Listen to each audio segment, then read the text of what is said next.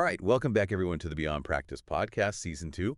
I'm Taylor Grant, And I'm Casey Bishop. and we are, I got to say, we are so pumped for this season because we've got some really, really cool deep dives planned, all about helping you, the listener, push beyond just the ordinary, in your work, your life, all that good stuff. Absolutely. Big shout out to Loic Darris for being such an amazing supporter of the show. Seriously, we couldn't do this without you. Loic, you really embody what this show is all about, so thank you for being part of this journey with us. For sure, thank you. And speaking of support, we're so glad to have all of you back for season 2. We're kicking things off with a 7-part series on high-performance work systems, or HPWS for short. Remember those incredible team dynamics we were talking about at the end of last season? Well, get ready to go deeper, because this season is all about applying HPWS principles to build even more resilient, adaptable, and dare I say, truly exceptional teams, especially in those high-stakes environments where the pressure is on. And we're diving right in today with Episode 1, HPWS, the foundation of high-consequence wellness. We'll be drawing insights from Jason Optebeek's work. He's a seasoned veteran of the Canadian Armed Forces and an expert in disaster risk reduction. Optebeek's work really got me thinking. This isn't just about surviving a crisis. It's about thriving in those moments. Yeah. And for me, that's where the concept of high-consequence wellness comes in. Right, Optebeek makes this compelling argument that when you nail the core elements of a HPWS, things like clarity, trust, empathy, psychological safety, you create this incredibly resilient team that can not only handle pressure, but actually uses it to perform at their best. Okay, so let's unpack this. Optebeek dives deep into several real-world examples in his work. What really stood out to me was his analysis of the Fort McMurray wildfire response. It's a powerful case study. He highlights how embedding those HPWS principles into the very fabric of the response from the leadership down to individual teams was absolutely instrumental to their success. Okay, but walk me through this. What did that actually look like on the ground? Well, for starters, they integrated mental health services right into the emergency response protocols. They knew that responding to a disaster isn't just about putting out fires or rescuing people. It's about recognizing the immense emotional toll on both responders and evacuees. So they were thinking holistically, not just reacting to the immediate crisis, but recognizing the long-term impact on well-being. And this approach was evident at all levels.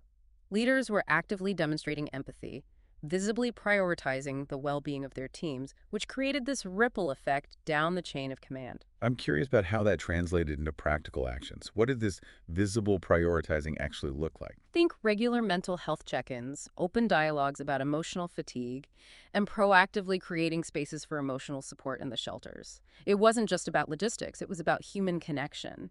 And that had a massive impact on team cohesion and preventing burnout. And correct me if I'm wrong, but wasn't there also this emphasis on decentralized decision-making, like giving folks on the ground the authority to make those critical in-the-moment calls? Absolutely. They knew that sticking to rigid top-down directives wouldn't work in such a dynamic and unpredictable environment, so they empowered local teams to make swift decisions, allowing them to adapt to the rapidly changing conditions. That level of trust in the midst of such chaos is pretty remarkable. It seems counterintuitive almost. But Optebeek argues that this trust, combined with the focus on well-being, was a game changer. And to tie this back to our high-consequence wellness theme, this approach wasn't just about managing the crisis.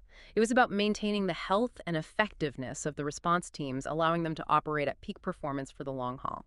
Okay, so we're seeing how these HPWS principles played out in a real-world crisis situation.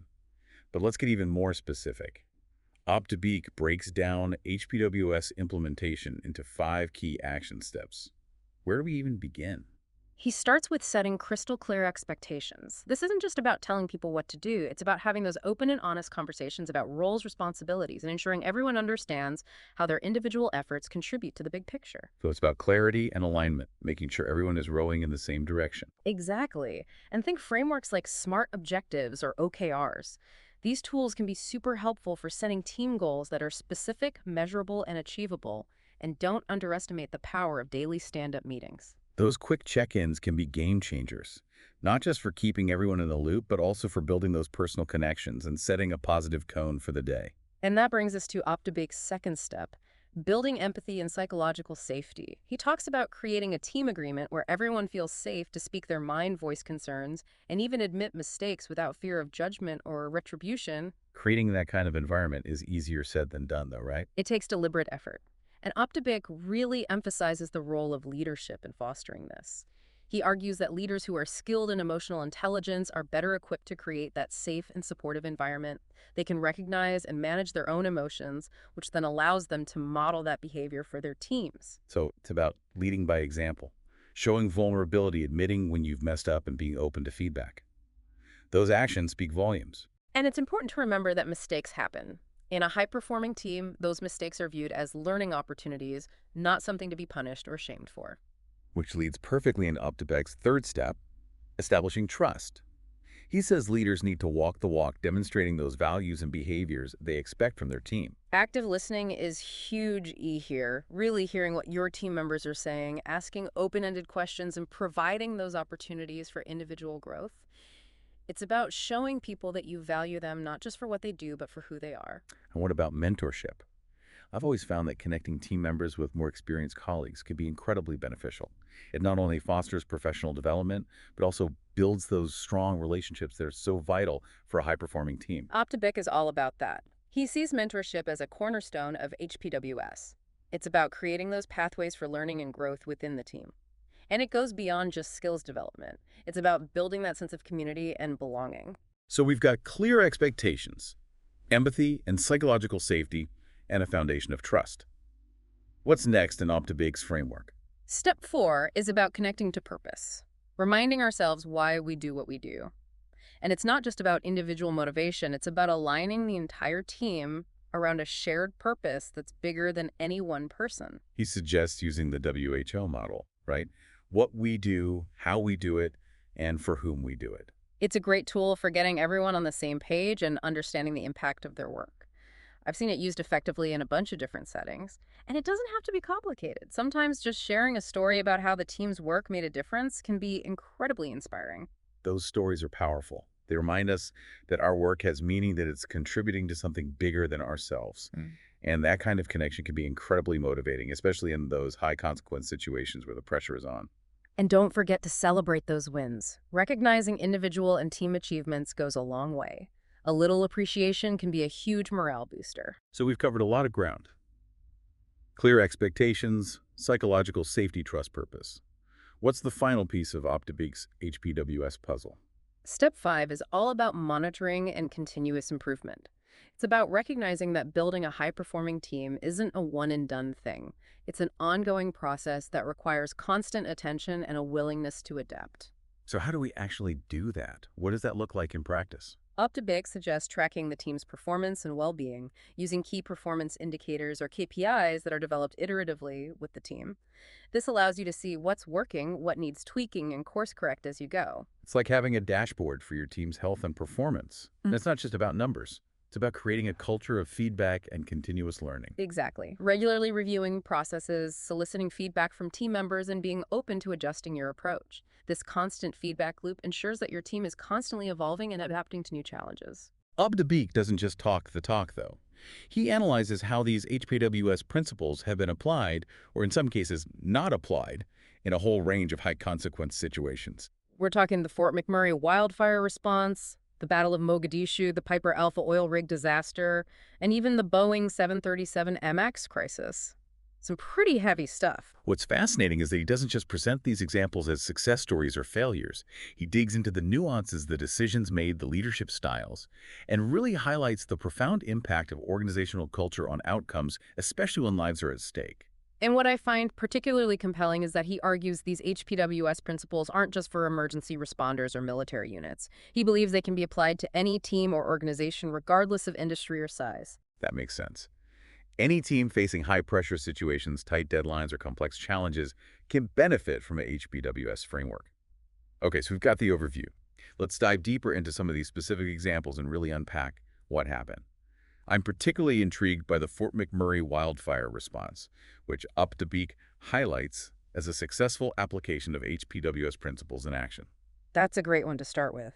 The Fort McMurray wildfire response is a powerful example of how embedding empathy and psychological safety into the very fabric of the response, combined with decentralized decision-making and a strong sense of purpose, led to incredibly effective outcomes. Let's break this down. What were some of the specific things that stood out to you in Optibek's analysis? Well, one thing that really struck me was how they addressed the emotional well-being of the responders.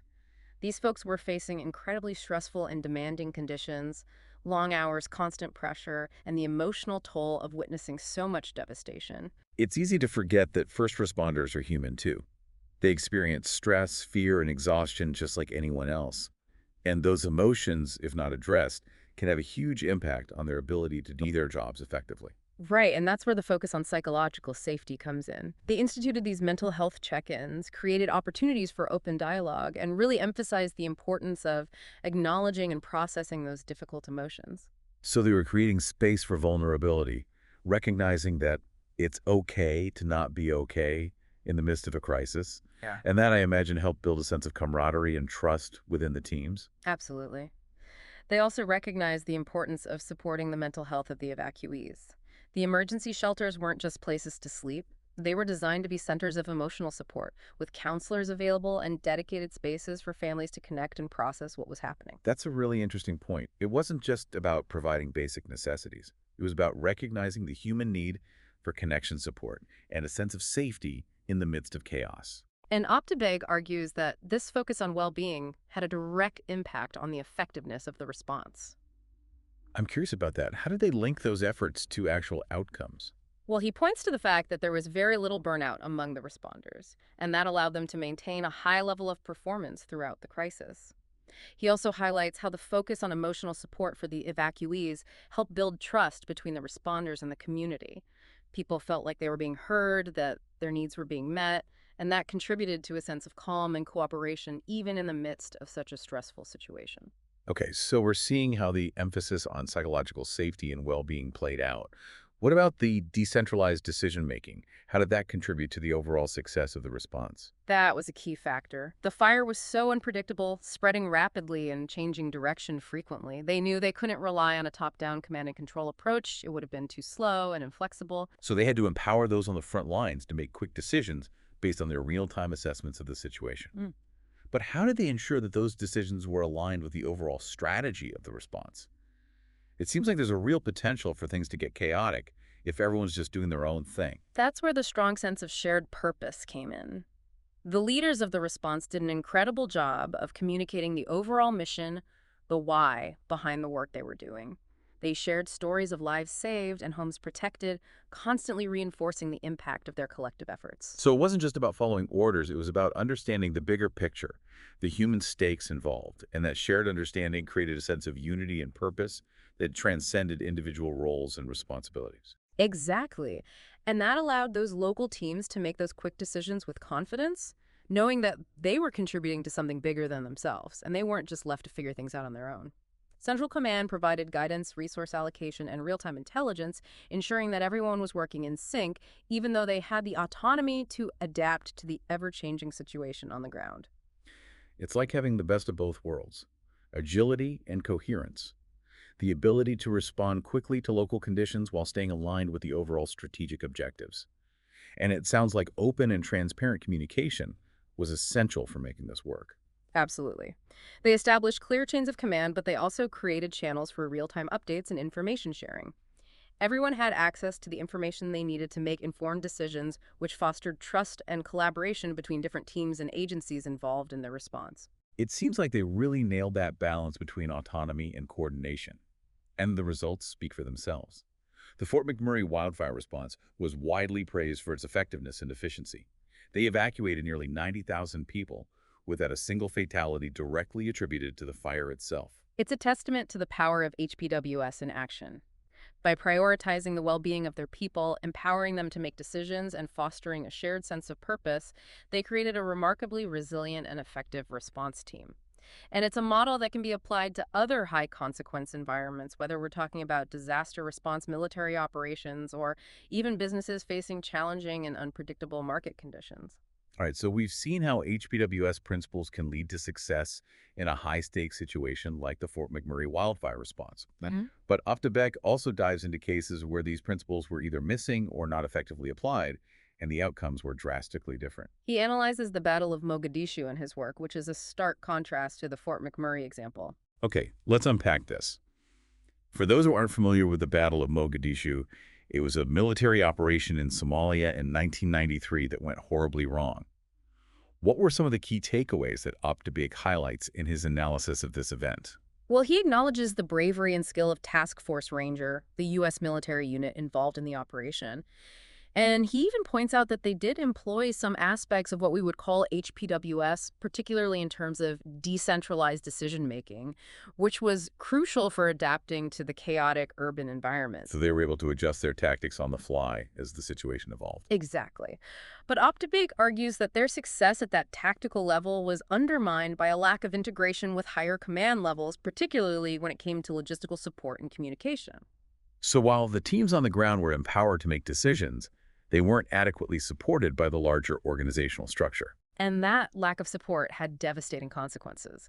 They faced significant challenges, including the downing of 2 Black Hawk helicopters, and the subsequent rescue efforts were hampered by inadequate resources and communication breakdowns. So in this case, even though they had some of the elements of HPWS in place at the team level, the lack of alignment with higher command structures created vulnerabilities that ultimately led to a tragic outcome. It's a crucial lesson. Optibik stresses that empowering teams to operate autonomously is vital, but it needs to be coupled with seamless communication logistical support and a shared understanding of the strategic objectives across all levels of the organization. It's like having a high-performance engine in a car with faulty brakes and a broken steering wheel. You might have all the power in the world, but if you can't control the vehicle, you're going to crash. That's a great analogy. And this principle extends beyond military operations. Optibik argues that it applies to any organization operating in a high-consequence environment. And he uses the Piper Alpha disaster to illustrate this point. That was one of the deadliest offshore oil rig accidents in history, claiming the lives of 167 workers. What were some of the key HPWS failings that Optibik identifies in his analysis of this disaster? He points to a lack of cohesive safety protocols, a lack of clarity around roles and responsibilities, and inconsistent monitoring of safety practices. Basically, the organization had a culture that prioritized production over safety. So they were cutting corners, not investing in training and not creating a culture where people felt comfortable speaking up about safety concerns. And the consequences were catastrophic. A simple gas leak escalated into a series of explosions and fires that engulfed the entire platform. It's heartbreaking to think about, and it's a stark reminder that even in industries where the consequences of failure can be so severe, HPWS principles are often overlooked or deliberately ignored. And Optibik argues that this neglect often stems from a short-sighted focus on profits and deadlines at the expense of people's well-being and safety. It's a classic case of putting the bottom line ahead of the front line. And as the Piper Alpha disaster tragically illustrates, that kind of thinking can have devastating consequences. Speaking of organizational cultures that prioritize profits over people, the Boeing 737 MAX crisis offers another compelling example of what can happen when HPWS principles are undermined or inadequately implemented. This crisis was a major blow to the aviation industry, resulting in 2 fatal crashes and the grounding of the entire 737 MAX fleet worldwide. What were some of the key factors that Optibik highlights in his analysis of this crisis? He points to a culture of fear within Boeing that stifled dissent and discouraged engineers and safety specialists from raising concerns about the 737 MAX's design during its development and certification. So a lack of psychological safety? What are the core principles of HPWS? Exactly. And this lack of psychological safety meant that potential risks like the issues with the MCS system weren't adequately addressed. Optibik argues that if there had been a culture of open communication and respect for dissenting opinions, these issues might have been caught and addressed before the aircraft ever left the ground. He also talks about the intense pressure within Boeing to compete with Airbus and get the 737 MX to market quickly, which led to a prioritization of speed and cost cutting over thorough safety testing and analysis. Right. It's another case of prioritizing profits over safety. And this pressure created a culture where engineers and safety specialists felt like they couldn't speak up without jeopardizing their careers. Optibik argues that this created a perfect storm for disaster. It's a sobering reminder that even in industries with rigorous safety protocols, a culture that values profit over people can lead to disastrous consequences. And it reinforces the importance of building a strong HPWS foundation that prioritizes transparency, open communication, and a genuine commitment to safety at all levels of the organization. When you understand the perspectives and concerns of your team members, you can anticipate potential roadblocks, address issues before they escalate, and make decisions that take into account the well-being and morale of your people. So it's not just about making the logically correct decision. It's about considering the human impact of that decision and how it might affect the team's ability to function effectively, especially in a high-pressure situation. Right. And Optibig argues that empathy also fosters better communication. When you're able to put yourself in someone else's shoes, you're more likely to listen attentively, communicate clearly, and avoid misunderstandings. Which is crucial in any environment, but absolutely essential in those high-consequence situations where a miscommunication or a misinterpretation of information can have serious repercussions. And he also emphasizes the role of empathy in building resilience. When people feel understood and supported, they're more likely to bounce back from setbacks, maintain a positive attitude, and persevere even when things get tough. That makes sense. If you feel like you're part of a team that genuinely cares about you, that's got your back, you're more likely to go the extra mile, weather those storms, and maintain a high level of performance even when facing adversity. And it's not just about waiting for a crisis to happen. Optibig argues that leaders can proactively cultivate empathy within their teams by encouraging perspective taking, promoting active listening, and creating a culture where people feel comfortable expressing their emotions and asking for help when they need it. So it's about creating those habits of mind, those ways of interacting that normalize empathy as part of the team's DNA. And it's interesting that he links empathy with vulnerability. We often think of vulnerability as a weakness, especially in those high consequence environments where there's pressure to appear strong and in control. He actually challenges that assumption. Mhm. Optibig argues that leaders who are willing to show vulnerability, to admit their own mistakes and ask for help, actually create a more trusting and collaborative environment. It creates a permission slip for others to do the same, to let down their guard a bit and be more authentic, which ultimately strengthens the team as a whole. Optibis argues that emotions are actually valuable data. They can provide insights into potential problems, help us make better decisions, and even strengthen our connections with others. And when we're able to harness the power of emotions rather than fearing them, we create a more resilient, adaptable, and ultimately more human-centered approach to work. Well said.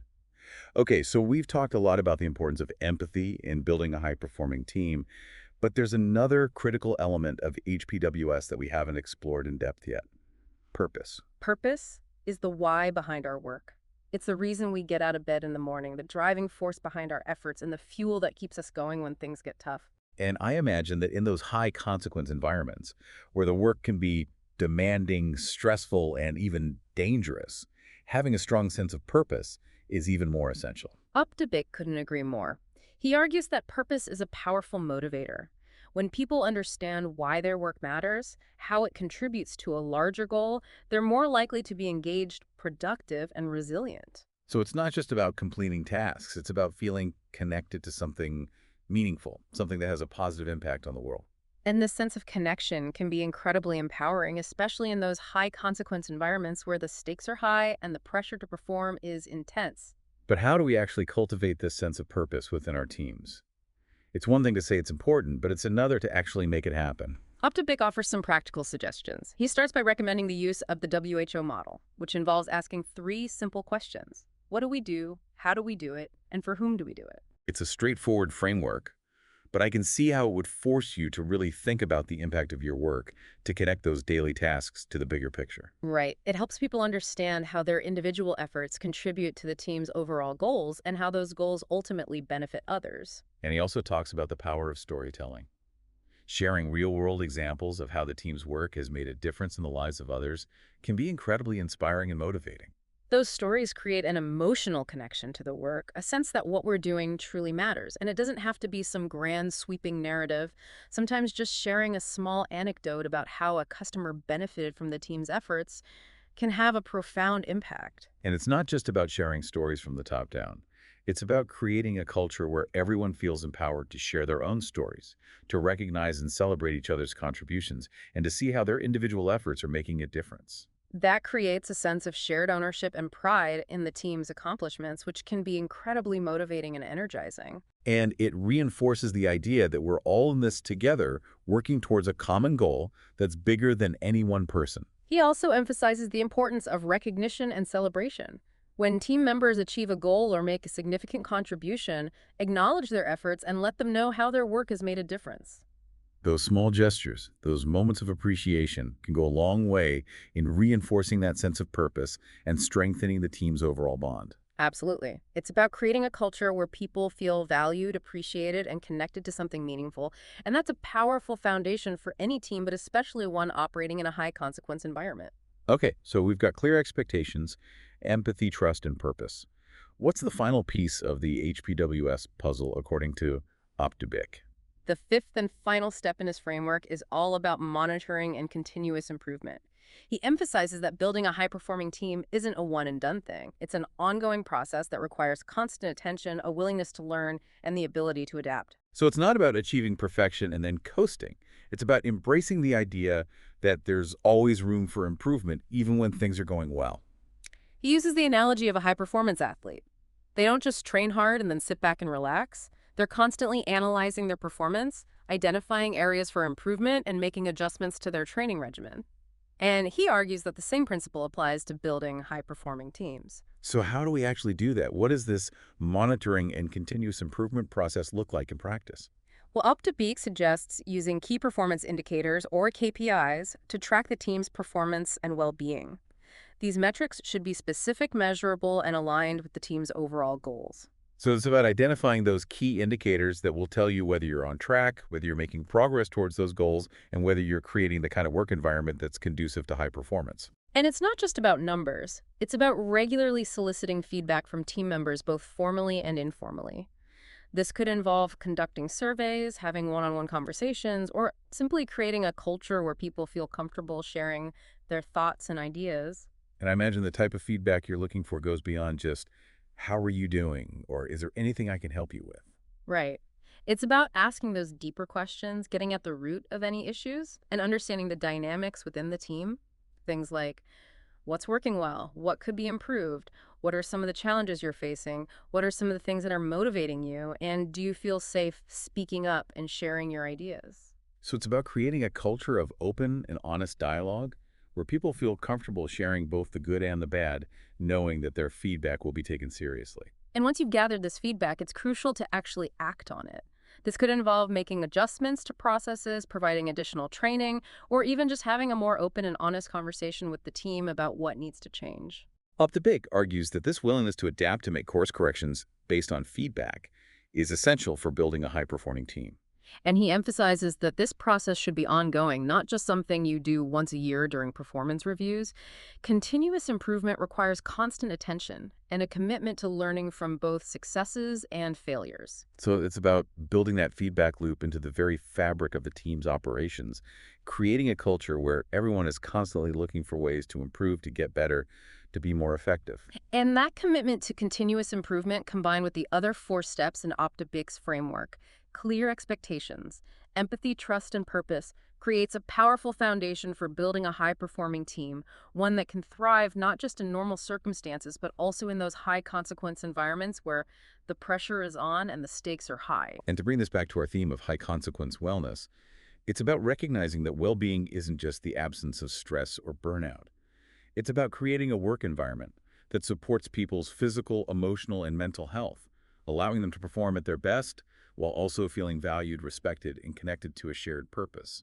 And OptiBIC's work shows that this kind of environment isn't just a nice to have, it's essential for achieving sustainable success in those high consequence environments where lives, livelihoods, and reputations are on the line. Okay, so we've seen the devastating consequences of neglecting HPWS principles in these high-consequence environments. But let's shift our focus back to something a bit more hopeful. What are some of the key takeaways that we can apply to our own teams and organizations to prevent these kinds of tragedies and build a more positive and productive work culture? Well, one of the most important takeaways is the need to prioritize psychological safety. We need to create an environment where people feel comfortable speaking up, sharing concerns, and admitting mistakes without fear of retribution. And that starts with leadership. Leaders need to model this behavior themselves, showing vulnerability, admitting their own mistakes, and being open to feedback. Absolutely. And it's not enough to just say that you value open communication. You Right. need to create structures and processes that support it. This could involve things like regular team check-ins, anonymous feedback mechanisms, or even just setting aside time in meetings for people to share their thoughts and concerns. It's also important to clearly define roles and responsibilities. When people understand what's expected of them and how their work contributes to the overall mission, they're more likely to feel a sense of ownership and accountability. And this clarity also helps to prevent confusion and misunderstandings, which can lead to errors, especially in high-pressure situations. And speaking of mission, Optavecchia repeatedly emphasizes the importance of connecting the team's work to a larger purpose. When people understand why their work matters and how it contributes to something bigger than themselves, they're more likely to be motivated, engaged, and resilient in the face of challenges. And this sense of purpose can be cultivated through storytelling, sharing examples of how the team's work has made a difference, and celebrating successes together. He also talks about the importance of fostering a culture of continuous learning and improvement. This means regularly reviewing processes, soliciting feedback from team members, and being open to adjusting your approach based on what you learn. And it's not just about fixing problems, it's about constantly striving to get better, even when things are going well. So it's a mindset of continuous improvement, always looking for ways to refine processes, enhance performance, and create a more effective and fulfilling work environment. And all of this requires a commitment to building trust. Trust between team members, trust between leaders and their teams, and trust in the organization as a whole. And trust is built through consistent actions that demonstrate reliability, integrity, and competence. It's about showing up for your team, being honest and transparent in your communication, and following through on your commitments. These might seem like simple things, but they're often overlooked, especially in those fast-paced, high-pressure environments where it's easy to get caught up in the day-to-day chaos and forget about the human element. But as Optibik's analysis of these high-consequence events so clearly shows that human element is crucial. When we neglect it, we do so at our peril. Absolutely. And when we prioritize it, we create a work environment where people can thrive both individually and collectively. And that's what ultimately leads to sustainable success, even in the most challenging and unpredictable circumstances. Psychological safety, clear expectations, trust, and a shared sense of purpose creates a powerful foundation for building a team that can not only survive but truly thrive in those high-consequence environments. It's about recognizing that well-being and high performance go hand in hand. When people feel safe, supported, and connected to a shared purpose, they're more likely to bring their best selves to work, which ultimately benefits everyone. And that's what Optibik's work is all about. It's about creating a more human-centered approach to work, one that recognizes the importance of well-being, fosters a sense of community, and empowers people to achieve extraordinary things, even in the face of extraordinary challenges. Well said. I think that's a perfect note to end on. As you reflect on everything we've discussed today, think about your own team and work environment. What are some of the areas where you're already excelling in terms of HPWS, and what are some of the areas where you might want to focus on making improvements? Start small, focus on one area at a time, and be patient with yourself and your team. Building a high-performing team is a journey, not a destination. And it's a journey worth taking, especially in those high-consequence environments where the stakes are high and the need for resilience, adaptability, and exceptional performance is paramount. So even though we've been looking at these large-scale examples, Yeah. the core principles of HPWS can be applied to teams of any size. Absolutely. And Jason's point about sustainability that really resonates with me. It's not just about achieving those short-term goals. Right. It's about creating a work environment where people can actually thrive, Yeah. over the long haul. Like Oh. that's what we all want, right? Absolutely. And that idea of sustainability, it actually leads us to a really interesting question that Jason poses kind of towards the end of his piece. Okay, I'm all ears. What's the question? Well, he kind of challenges us to think about, like we've been talking about these high consequence fields, right? Yeah, emergency response, the Yeah. military, like all those. Exactly, where these principles of trust and clear expectations and psychological safety, they seem almost like life or death. Right. Like Essential, yeah. But Jason asks, what if HPWS wasn't just for those like extreme cases? What if every team, regardless of what they do, considered this like their foundation?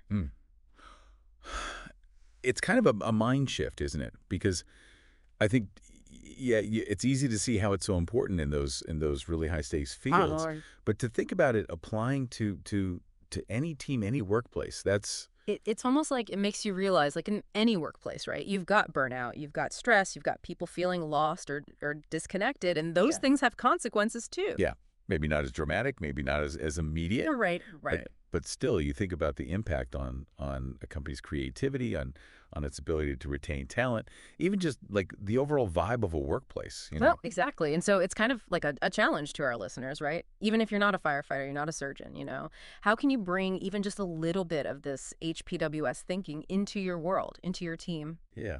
Yeah, it could be something as simple as that daily stand-up meeting but done right, you know, where it's not Mhm. just about like rattling off tasks, but it's about Mhm. actually checking in with each other Yeah. as humans. Right. Or being more intentional about how you give feedback, Yeah. framing mistakes as those learning moments we were talking about. Mm. Like it just shifts the whole dynamic. It does. And I think, what really resonates with me, and I think probably with a lot of our listeners, is Jason's point that it's not just about achieving results, it's about that sustainable Yeah, success. sustainable. Right. And Mm. and and that's true whether you're, landing on a beach in Normandy or just trying to hit a deadline without losing your mind. Absolutely. And that honestly is what this podcast, what the Beyond Practice podcast is all about, right? It is, yeah. It's about helping you find ways to work smarter, not just harder, and build a career that's actually fulfilling, not draining. Yeah, 100%. And you know what? We've got 6 more episodes in this HPWS deep dive, so Yeah. Yeah. stick with us. Yeah. We're going to be talking to more experts. We're going to be getting into the nitty-gritty of each of those steps, and really giving you the tools to actually implement these ideas in your own work. For sure. And as always, head over to beyondpracticepodcast.com. We've got show notes there, extra resources, links to everything we talked about today. And we love hearing what resonates with you, what you're trying, what's working, what's not. So hit us up on social media, send us an email, whatever works for you. Yeah, we love hearing from you guys. So until next time, keep pushing beyond those limits. Keep connecting with each other. And remember, practice doesn't make perfect. It makes better.